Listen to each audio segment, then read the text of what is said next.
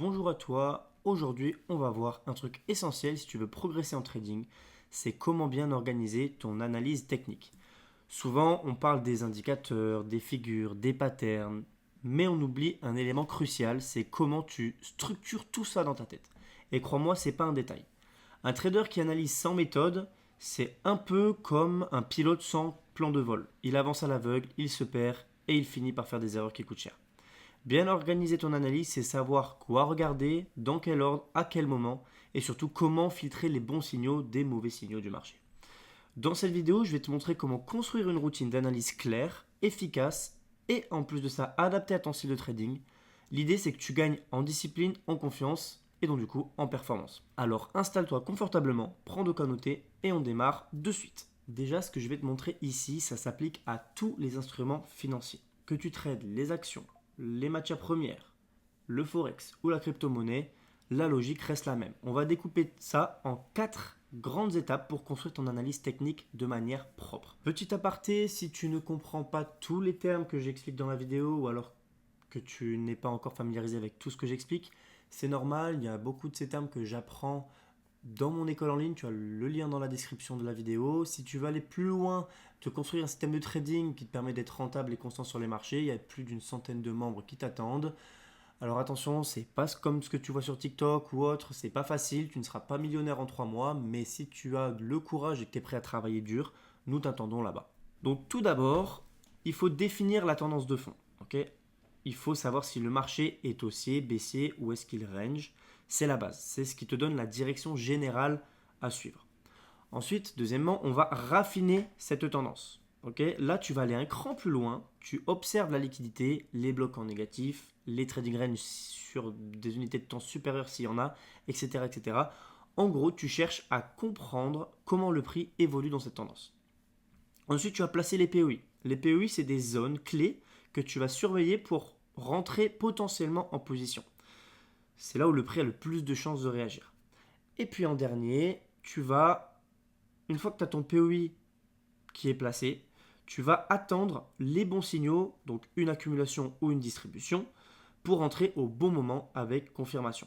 Ok, petite précision importante, tout ça doit rester en confluence avec l'analyse fondamentale. Ok, même si tu es très technique, c'est toujours mieux d'aller dans le sens de la fondamentale ou au moins de la prendre en compte. Maintenant que tu as un petit peu la trame à suivre, tu verras plus tard dans la vidéo, je vais te montrer des exemples concrets d'une analyse de A à Z. On va parler des unités de temps à utiliser, ok, selon ton système de trading. Tu vas voir que selon le style de trading que tu vas adopter, donc soit scalping, intraday, swing, intra-week, les time frames changent. Mais attention, le but, ce n'est pas de travailler ça mécaniquement, ok? C'est pas de prendre ces time frames exactement à la lettre, ok? C'est juste une ordre d'idée, ok? Le but, c'est de comprendre pourquoi tu regardes tel ou tel graphique en tel time frame, ok? Donc en scalping, tu vas regarder la tendance globale en weekly, entre le weekly et le daily à peu près. Ensuite, tu vas raffiner la tendance, comme je t'expliquais à la slide d'avant, entre le H4 et le H1. Toi, tu descends petit à petit dans la time frame pour rentrer finalement dans la précision, dans les plus petits time frames. Mais il faut toujours prendre en compte les plus hauts time frames. Ceux qui ne font pas ça, c'est pas possible qu'ils soient rentables sur le long terme parce qu'en fait, la tendance, ce que tu vas suivre en plus petit time frame, suit toujours ce qui se passe en plus haut time frame. Ok. Ensuite, tu vas placer tes POI entre à peu près le M30 et le M1. Et ensuite, tu vas attendre une manipulation d'entrée entre le M1 et les time frames inférieurs. Ok, après, il n'y a pas de limite, tu peux descendre jusqu'à même du 1 seconde. Alors attention, plus tu descends time frame, plus ton trading va être difficile, plus ça va demander de l'attention, d'être vif, etc., etc. Tu vas avoir un temps de réflexion beaucoup plus court et c'est de plus en plus difficile. Ok. Pour l'intraday, pareil, tu vas regarder la tendance globale entre le monthly et le weekly, tu vas descendre entre le 2-day et le H12 pour affiner cette tendance-là. Placer tes POI entre le H4 et le M30 et puis rentrer en position si jamais on te donne une confirmation entre le M15 et les time frames inférieurs. Okay. L'intra-week, pareil, tendance globale entre le 6 mois et le monthly. Tu vas raffiner ta tendance entre le weekly et le 4 day. Placer des POI entre le daily et H8 et rentrer sur des manipulations entre le M45 et le M15 à peu près. Okay. Alors attention, si tu trouves une manipulation en H1, tu vas la prendre, d'accord? Si tu trouves une manipulation en M10, tu vas la prendre, d'accord? Encore une fois, c'est pas à travailler mécaniquement, c'est juste une ordre d'idée pour un petit peu que tu sois moins perdu et que tu aies un peu une fiche de route pour ton trading, ok?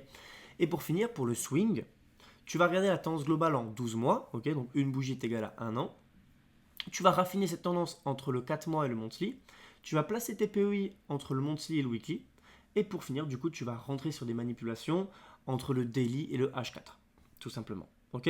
Encore une fois, l'idée, c'est pas d'appliquer ça de manière rigide, mais d'avoir un cadre clair pour ne pas partir dans tous les sens. Maintenant, on va zoomer un peu plus sur les premières étapes de ton analyse. Parce que c'est pas juste lire un graphique, ok. C'est une méthode, un enchaînement logique pour comprendre où tu en es sur le marché et où tu veux potentiellement intervenir. Ok. La tendance de fond, l'objectif, c'est de comprendre globalement le marché. Tu vas chercher à placer plusieurs éléments. Ok. La structure, ok, avec les points protégés qui te donnent des indications sur la tendance. Tu vas tracer l'order flow, ok, ce qui te montre là où le prix devrait potentiellement aller, la suite logique du prix.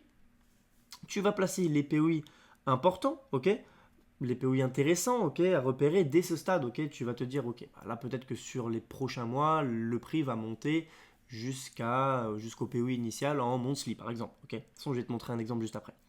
Et aussi, tu vas bien sûr regarder les liquidités et les blocs en négatif. Parce que si tu es dans l'école, ou même pas encore, peut-être tu le sais déjà, le prix est drivé par la liquidité et les blocs en négatif. Ok. Tout ça, ça te donne une vision large, un peu comme une vue satellite du marché. Tu sais dans quelle zone tu te trouves, est-ce que c'est une zone dangereuse, est-ce qu'il y a des opportunités à venir, etc. etc. Et donc là, je t'ai donné un exemple, ok. Je suis allé sur l'euro-dollar, ça parle à tout le monde, l'euro-dollar, tout le monde sait ce que c'est. Et je suis allé en monthly, donc là je t'ai pris un exemple d'une position, enfin d'une analyse que j'appliquerai pour de l'intra-week à peu près, ok. Donc là, comme je te l'ai montré sur cette slide, en intra-week, tu regardes la tendance globale entre le 6 mois et le monthly, ok. Donc du coup là, je suis allé en 6 mois et j'ai vu qu'ici on avait une distribution, ok, création de liquidité, on vient liquider, on vient faire un BOS. Ici on aurait du coup une trading range en HTF, ok. Et on a du coup une tendance baissière qui s'applique, ok, avec un high ici, un low ici, un high protégé à ce niveau-ci en 6 mois, un POI, ok. Dans la slide d'avant, je t'ai montré qu'il fallait placer les POI intéressants. Donc là, on sait qu'on est potentiellement dans un retracement jusqu'à potentiellement ce POI 6 mois à ce niveau-ci. Et au-dessus de ce high-là, on a un bloc en négatif à ce niveau-ci, ok. Donc là, tu vois, dans ce screen-là, j'ai un petit peu dégrossi le marché, ok. J'ai conscience de la tendance de fond et quelle est la tendance de fond du marché. Ensuite, pour le raffinement de la tendance, ici, tu vas détailler ce que tu as vu à l'étape précédente. Okay, on zoome un cran en dessous, on descend d'une time frame pour mieux comprendre le contexte. Encore une fois, il faut que tu regardes la structure, les points protégés, l'order flow, tu raffines tes POI si besoin, ou tu en places des nouveaux si tu en as des nouveaux qui apparaissent, et tu observes plus précisément les liquidités, les blocs négatifs à une échelle un peu plus basse. Okay, tu descends en time frame. L'idée ici, c'est de ne pas se contenter d'une tendance haussière ou baissière, mais de comprendre comment elle évolue, avec quels risques et quelles zones sensibles de retournement. Okay, donc là, du coup, je t'ai fait un exemple. Sur le screen d'avant, en 6 mois, on avait ça, ok, souviens-toi, un high, un low. On travaille, en fait, on segmente le marché, d'accord. Donc on a un high et un low, on travaille dans cette petite boîte-là, ok. Et à l'intérieur, ok, donc là, rappelle-toi, là c'est le high 6 mois et l'order flow 6 mois. À l'intérieur, on a une structure, ok. Qu'est-ce qu'on voit? On voit qu'on est dans un retracement, on a retracé, d'accord. Donc là, ici, on a fait un BOS fractal, on est rentré dans un retracement, et ici, on a ce qu'on appelle une redistribution, d'accord. On a fait une distribution ici, retracement, et là, on a redistribué avec création d'une liquidité, ici, liquidation et injection, ok. Donc là, on a ralenti, liquidé, injecté. Ça s'appelle une distribution. Et du coup, ça forme une grosse redistribution. Encore une fois, c'est normal si tu n'es pas à l'aise avec tout ça. C'est assez compliqué, assez complexe. Il y a le lien de l'école dans la description si tu as besoin de me poser des questions. À ce niveau-ci, du coup, on a un high protégé en weekly, un order flow weekly. Donc tu vois qu'on est baissier. On est baissier en weekly, baissier en 6 mois. Donc tu vois, là déjà, tu commences à un petit peu déceler ce qui va t'intéresser. Ok, plutôt des achats, des ventes. Je pense que tu commences à te faire une petite ordre d'idée. À ce niveau-ci, tu as un POI en 3 weeks initial, ok, qui est intéressant. Potentiellement, le prix pourrait retracer jusqu'au POI 3 weeks avant de potentiellement réinjecter vers le bas. Ok. Donc tu vois, l'objectif c'est de raffiner la tendance. Là, on a une tendance vraiment de fond, ok, vraiment en 6 mois grossièrement, et on la raffine. Petit à petit, on descend de plus en plus dans la précision. D'accord. Ensuite, pour le placement des POI, une fois que tu as la tendance et que tu as raffiné un peu plus cette tendance, tu peux placer tes zones d'intervention, c'est-à-dire tes POI. Okay, tu vas repérer les supplies et ou les demands cohérentes. Okay, et si besoin, tu peux encore raffiner les zones que tu as placées. Donc, il y a des vidéos dans mon école qui sont dédiées à comment bien raffiner une supply ou une demand. Okay. L'objectif ici, c'est très clair, c'est de placer des zones d'intervention stratégiques là où le marché a le plus de chances de réagir. Ok? Donc là, par exemple, tu vois ici, on est en daily. Souviens-toi, en weekly, on avait tracé ses high et ses low. Et en daily, du coup, tu vois quoi? Tu vois qu'encore une fois, on a une structure haussière qui intervient. Ok, là, on a fait un BOS fractal, donc on va faire des plus hauts. Donc ici, on a ce qu'on remarque, c'est qu'on a un marché en overextension. Ok, on a énormément d'imbalance, ok, avec un bloc en négatif qui se situe à ce niveau-ci, juste au-dessus du protected low daily. Ok, donc là, ce que tu te dis, c'est que potentiellement le marché en daily, on voit qu'il est carrément haussier. Ok, pourquoi faire? Pour potentiellement venir jusqu'à cette supply 3 weeks là avant de potentiellement chuter pour continuer à appliquer ce qu'on voit sur la plot time frame. Tu vois, c'est un peu comme les poupées russes, on rentre dans la précision. Sauf que là, tu vois, on est overextended, ok? Donc c'est possible qu'on voit avec ce mouvement baissier là, potentiellement, le marché a décidé de commencer un retracement jusqu'à ce bloc là, ok? Donc du coup, si jamais on a décelé une envie du marché probablement de retracer jusqu'à ce bloc là, on peut descendre encore plus bas, ok, en H8, parce que du coup, si on retourne dans notre tableau du début, on voit que on peut placer en intra-week des POI entre le daily et le H8 à peu près. Du coup, moi, je vais descendre en H8 et on voit qu'on a potentiellement fait un BOS à ce niveau-ci. Ok, une petite structure fractale baissière et on voit qu'on place ce POI là pour venir chercher à vendre. Alors après, est-ce que ce POI là va fonctionner?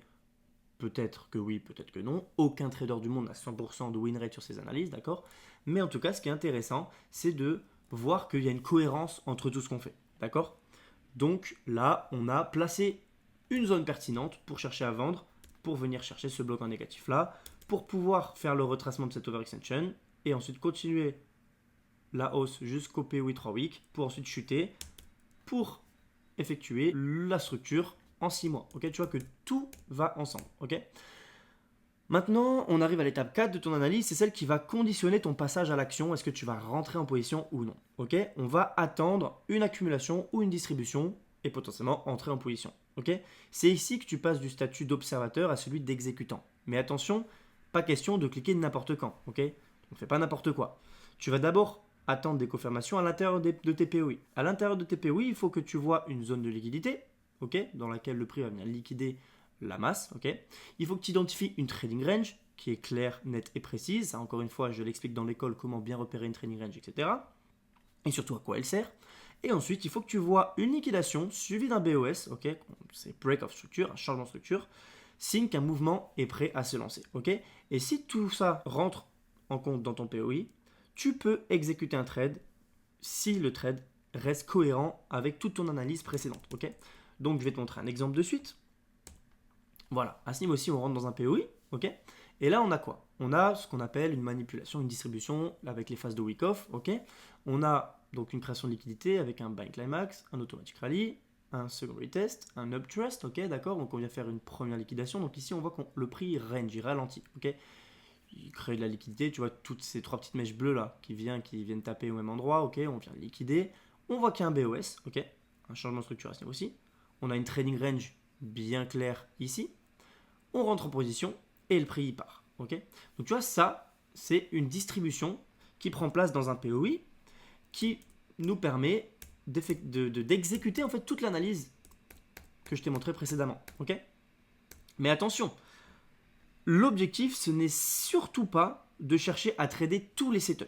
Ça, ce serait vraiment un piège dans lequel tous les débutants tombent, c'est de croire que dès qu'il y a un prix qui atteint un POI, c'est bon, il faut à tout prix rentrer dans le POI. Non, le but, c'est d'être actif tout le temps. C'est pas d'être actif tout le temps, pardon, c'est d'être pertinent. Ok.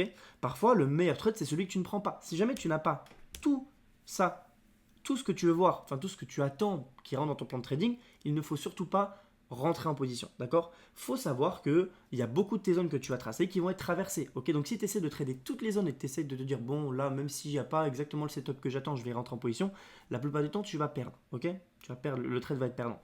Il faut vraiment que tu aies toutes les cases de cocher pour pouvoir rentrer en position. Et ensuite, pour finir, je vais parler de la confluence fondamentale. Ok, c'est un point que beaucoup de traders techniques négligent, c'est la confluence fondamentale, ce qui se passe dans la vie de tous les jours. Ok, tu dois toujours garder un œil sur l'environnement macro et le sentiment général du marché.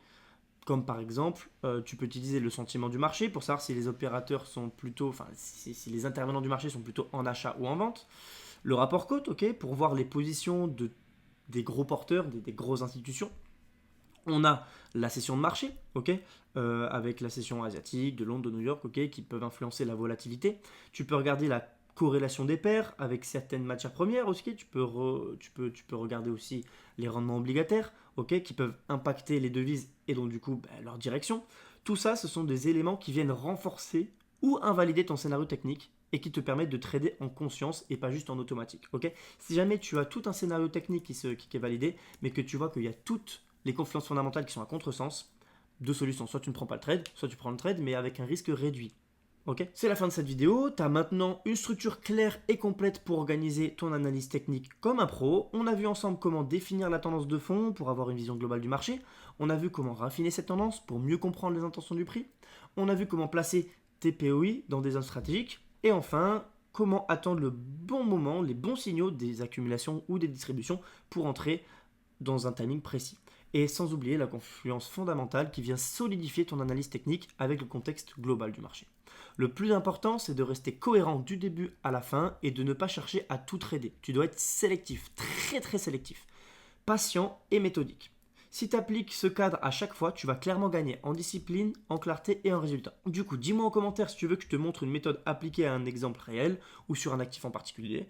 Comme d'habitude, tu peux liker si la vidéo t'a plu, disliker si elle ne t'a pas plu, t'abonner et activer la cloche si ce genre de contenu t'aide à progresser dans ton trading. Et moi, je te dis à très vite pour de prochaines vidéos. Ciao, ciao.